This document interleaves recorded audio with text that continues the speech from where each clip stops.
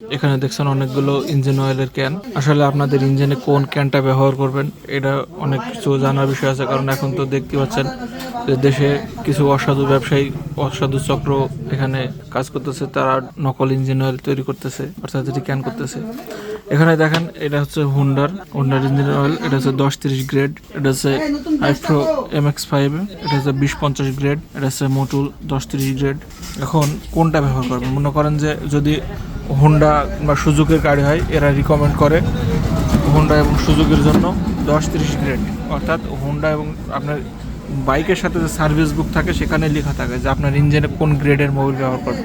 ইঞ্জিনের যে পার্টসপত্র আছে তার একটা নির্দিষ্ট গ্যাপ থাকে, এই গ্যাপের ভিতরে মোবিলগুলো পুশ হবে। এই জন্য এই গ্রেড যত পাতলা হবে মোবিল তত পাতলা, এই গ্রেড যত কম হবে। যেমন 10-30 এটা হচ্ছে পাতলা, 20-50 এটা হচ্ছে মোটা, এরকম।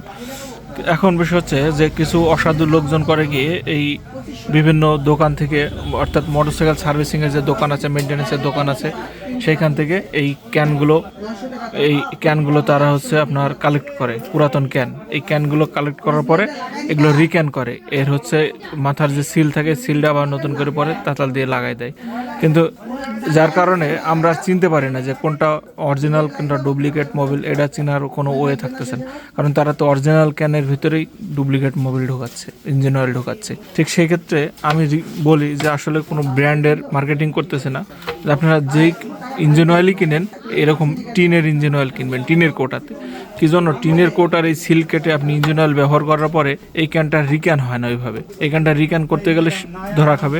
দ্বিতীয়ত, আর এটা নতুনভাবে যদি তারা মানে ডুপ্লিকেট ইঞ্জিন অয়েল, 2 নম্বর ইঞ্জিন অয়েল মার্কেটেও নিয়ে আসে, তাতেও কালারের সাথে তারা ম্যাচ ওইভাবে করতে পারবে না।